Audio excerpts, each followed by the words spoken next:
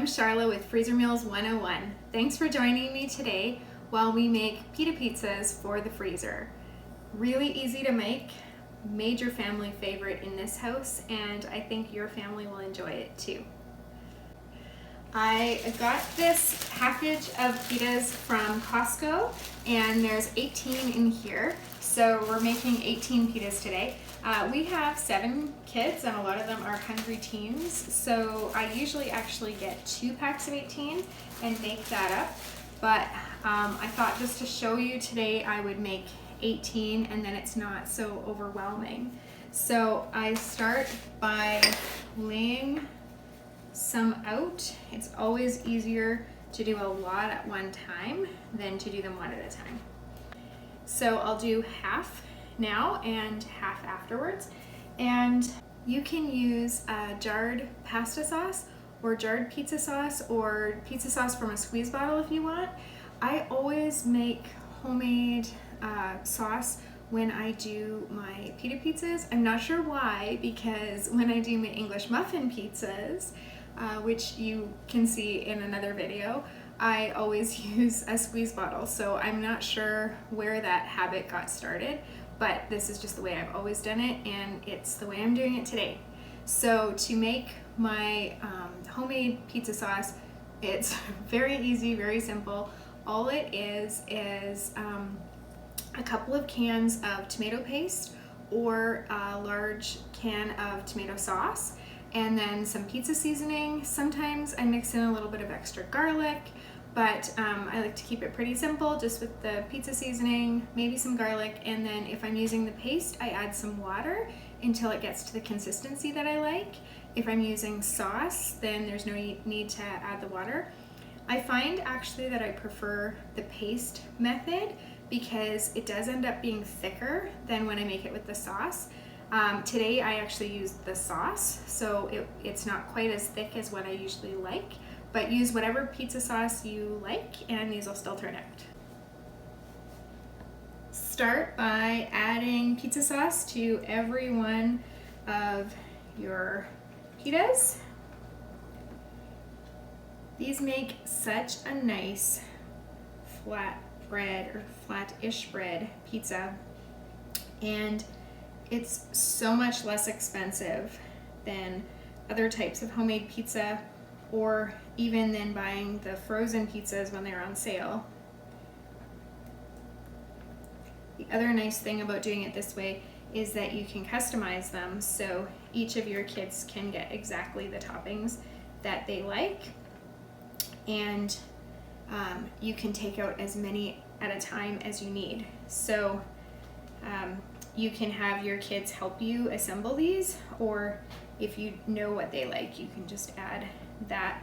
It's way more fun if they help you do this. They feel like they're involved and they're more likely to eat what they help make. So I'd encourage you to get their help with this.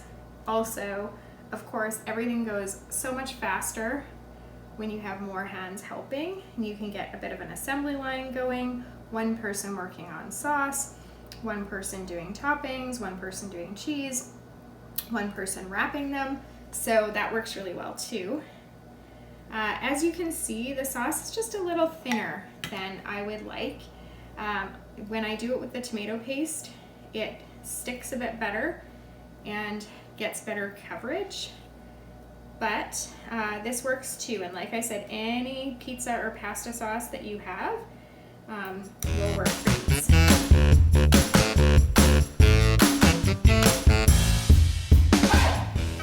Next, you're gonna add toppings. So today I've got some pizza pepperoni, some pineapple. I know that not everyone likes pineapple on pizza, but here in Canada about half the people do, so it's pretty well known. With ham and pineapple is the kind of Canadian pizza. One of our daughters is a huge fan. We've got green pepper, black olives. Another one of our daughters loves black olives. Our oldest son does too. Then I've got some red, yellow, and orange peppers.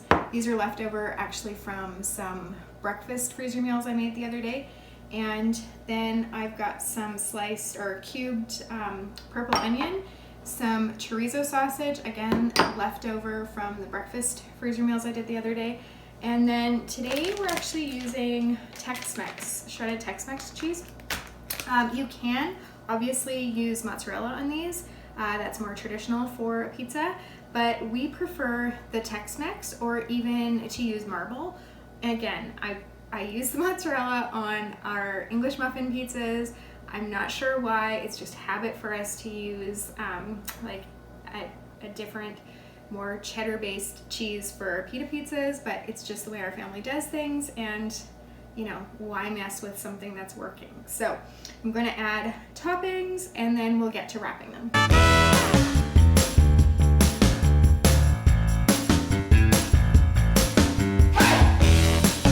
So I realized as I started assembling that I had forgotten to bring out some of my ingredients. So I brought out my jarred jalapenos and my sliced mushrooms. You can also use fresh jalapenos, and we sometimes do.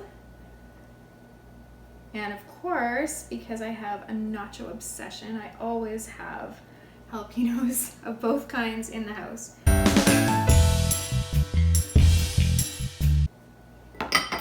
So our first set have toppings. I'm just going to add the cheese, which should go pretty quickly.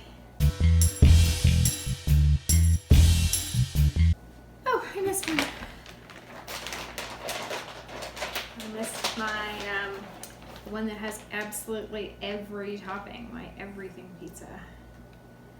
That is for one of my sons. This one over here that has the mushrooms, jalapenos, onions, and peppers, that one's for me, which is why I remembered that I hadn't brought out the mushrooms and jalapenos because they were for mine. So next we're going to quickly wrap the pizzas. So I suggest that you set down your plastic wrap and don't size it yet, just set it out, put one of the pizzas on top of it, and then just make sure that you can cover it both front and back, and then tear off your piece, and then just wrap it however you want to wrap it. You don't want air to be in there, so you want to wrap it pretty tightly, and of course you don't want toppings to fall off. So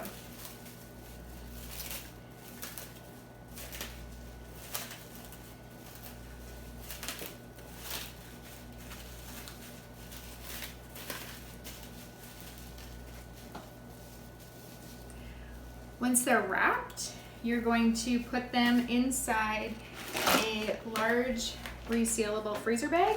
This should just protect them again from the air that can cause freezer burn.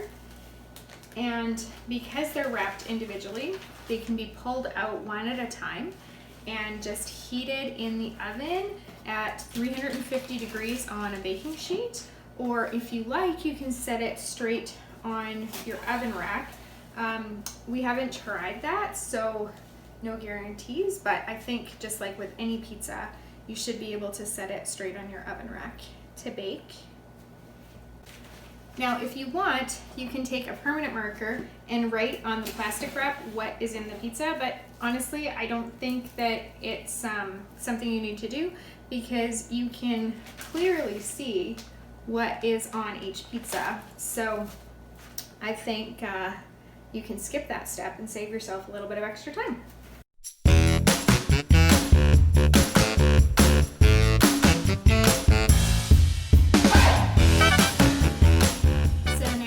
Make our second set. I'm just going to create some room here, set these up there, and lay out the next set.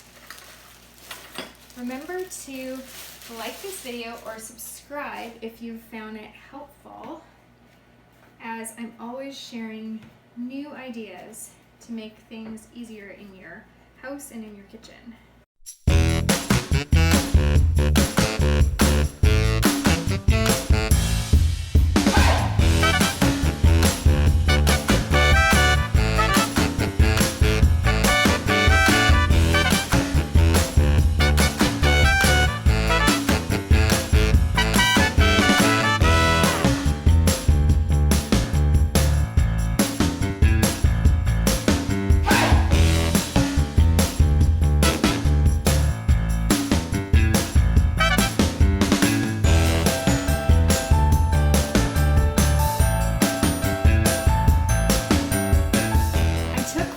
of the pita pizzas and put them on a baking tray off to the side, and I will throw that in the oven because a few of the kids are home today, and that way we can have a really easy and quick lunch.